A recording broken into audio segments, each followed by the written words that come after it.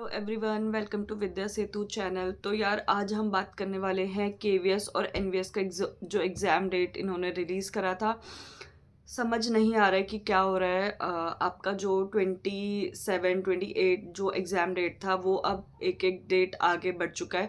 जैसे पीआरटी वालों का 27 था, अब सबका 28 शो कर रहा है। भाई जिसको कोई भी प्रॉब्लम हो कमेंट में बता देना, ठीक है। हम क्वेरी ज़रूर सॉल्व करेंगे। सब मतलब इनको सोचना तो चाहिए ना एटलीस्ट। देखो, आपका ये तो नहीं है कि भाई आपको फिक्स था कि इसी सेंटर पे आपका होने वाला है। अब जिसने सोचो, जिसका थोड़ा दूर था, जिसने टिकट बुक कर दिया होगा ट्रेन या किसी भी चीज़ का, XYZ, वो किसी भी चीज़ से आ रहा है, कैब से आ रहा है, बहुत दूर जाने वाला बच्चा भी कंफर्टेबल के लिए कैब से जा रहा है, कुछ भी जा रहा है, तो उसका कैसे मैनेज होगा। आप ये चीज़, इतनी बड़ी अथॉरिटी या इतना बड़ा बोर्ड होने के बाद, इतने बड़े एक पोस्ट चीज़ है, केवीएस जाना माना पूरा नाम है टीचिंग लाइन में, है ना। तो आप ऐसे कैसे कर सकते हो कि आपने एग्ज़ाम डेट चेंज कर दिया एकदम से। अब जिनका दूर था उन्होंने जो बुक कर लिया था, तो अब पीआरटी वालों का 27 से 28 हो चुका है, ठीक है। आप कमेंट में बताना बिल्कुल कि भाई आपको ये डिसीज़न कैसा लगा। आई नो आपको, मुझे जहाँ तक लगता है, अगर मैं पीआरटी का एग्ज़ाम दे रही होती तो मुझे भी बहुत बुरा लगता है ना। तो एक बार मुझे बताना कि ये चीज़ आपको कैसी लगी है। और जिनका 28 को टीजीटी का था, वो आपका 29 को जा चुका है। तो ऐसे ही आपके डेट एक्सटेंड हुए। देखो, क्योंकि आपका ईएमएस भी है, तो लोगों ने उसी हिसाब से, बच्चों ने, कैंडिडेट्स ने आपने, मैंने, उसी हिसाब से हमने अपना पूरा स्केड्यूल तैयार किया था, ठीक है। लेकिन अब ये सुनने को मिल रहा है एकदम से लास्ट मोमेंट पे, भाई कुछ दिन पहले, 10 दिन पहले, कि भाई ऐसा कुछ हो रहा है। तो समझ नहीं आ रहा कि भाई क्या करे क्या ना करे। एक तो यही चैलेंज है कि भाई दो दो एग्जाम एक साथ देने पड़ रहे हैं, ठीक है। तैयारी उतनी पूरी हुई नहीं है। केवीएस का स्कैम इतना बड़ा है कि भाई हम बता नहीं सकते कि आपने कट ऑफ दिया नहीं है और आप रिजल्ट, आप बस डेट चेंज करे जा रहे हो। तो समझ नहीं आ रहा है क्या बात करूँ। अब भाई सुनने में आ रहा है क्या, हमारे खुद के जो हमारे सर है रोहित वैद्वान, जो एजुकेशनल चैनल्स में एक जाना माना नाम है, ठीक है। तो उन्होंने बताया कि भाई 11 मार्क्स में किसी का सिलेक्शन हुआ है, 15 मार्क्स में किसी का तो क्या यार, सिर्फ 3 नंबर लाने वाला सिलेक्ट हो गया। क्योंकि अगर हम उसको 3 में से कैलकुलेट करें, 300 में से कैलकुलेट करें, तो भाई वो आपका 3 4 नंबर भी आपके नहीं बन रहे, 4 5 नंबर भी आपके 3 नंबर बन रहे हैं, ठीक है। तो क्या 3 नंबर वालों का सिलेक्शन होगा? क्या ऐसे टीचर्स की हमें ज़रूरत है? क्या हम ऐसे टीचर्स अपने आप एक, मतलब मैं ये नहीं बोली कि भाई उनके कम है क्या। एक तो आप एग्जाम्स को टफ करते जा रहे हो, है ना। एग्जाम टफ होता जा रहा है।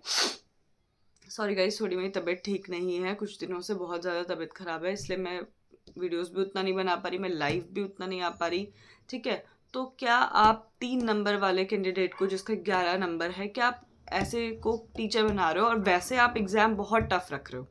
तो ये कहाँ की नाइंसाफ़ी है। तो आप नॉर्मल, ऑब्वियसली 3 नंबर आएंगे, बिकॉज जिस जिस कैंडिडेट ने, हमने भी कभी रीजनिंग ये सब नहीं पढ़ा था और हमें एकदम से पढ़ना पड़ रहा है। अब हर किसी का ज़रूरी नहीं है कि सेम मार्क्स, किसी के मार्क्स भाई चेंज भी हो जाते, मतलब अपना अपना तरीका है कि उसको वो सब्जेक्ट कितना समझ आता है और वो कब से उसको पढ़ रहा है, ठीक है। बट 3 मार्क्स में सिलेक्शन, किसी का 150 मार्क्स में भी नहीं हो रहा, किसी का 3 मार्क्स में हो जा रहा है। भाई ये तो बिल्कुल ऐसे अनफेयर सा है, कुछ समझ नहीं आ रहा है। भाई जब तक कट ऑफ रिलीज़ नहीं होगा, मैं बार बार यही चीज़ बोलूँगी कि भाई जब तक कट ऑफ रिलीज़ नहीं होगा, हमें नहीं समझ आएगा कि इन्होंने किस बेस पे क्या रिजल्ट दिया है।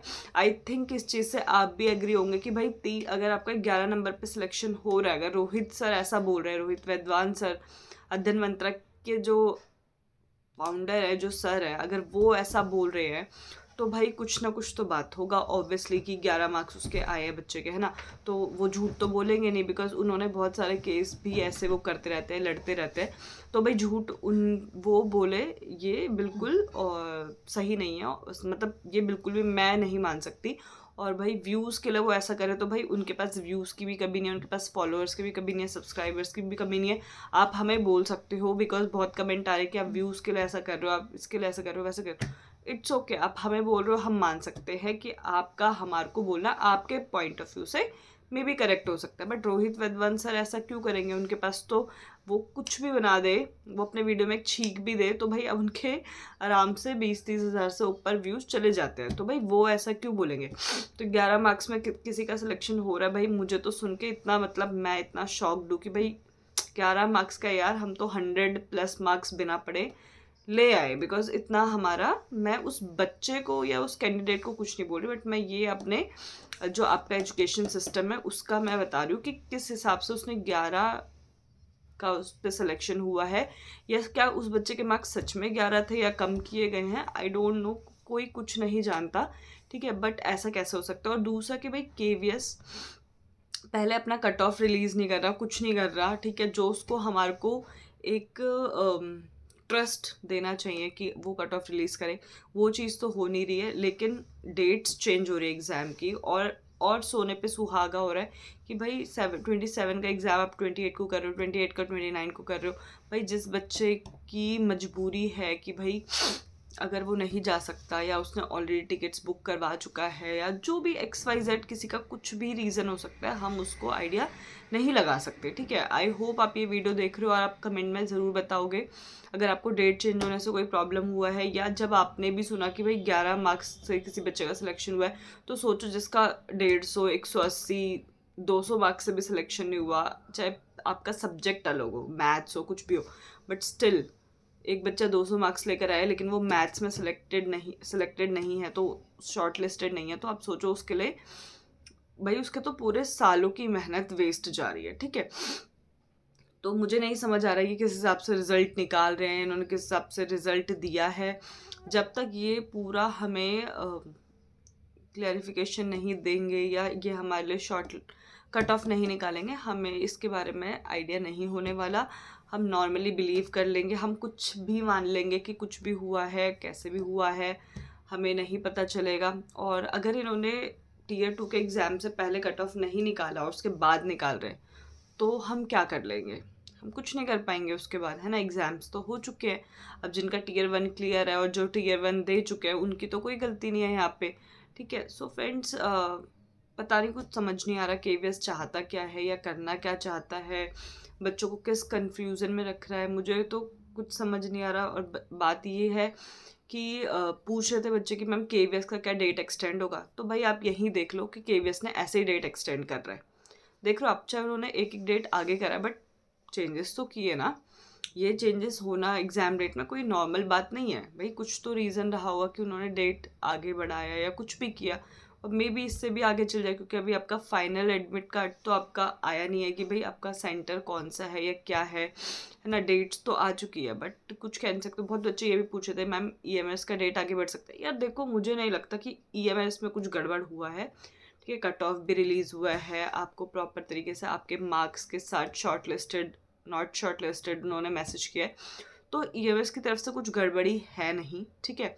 केवीएस की तरफ से जो बच्चा अभी तक बोल रहा था कि मैम आप कुछ भी वीडियो बना रहे हो, मुझे लग रहा है शायद अब उनको धीरे धीरे समझ आएगा कि भाई 11 मार्क्स वाले का सिलेक्शन कैसे हो गया, कैसे उन्होंने डेट आगे कर दी केवीएस वालों ने। क्यों भाई, इतना ईजी होता है क्या डेट आगे बढ़ाना, चाहे आप एक ही दिन आगे पढ़ा रहे हो, लेकिन इतना ईजी होता है उसको आगे करना, ठीक है। तो आई होप आप ये सब अंडरस्टैंड कर रहे होंगे, है ना।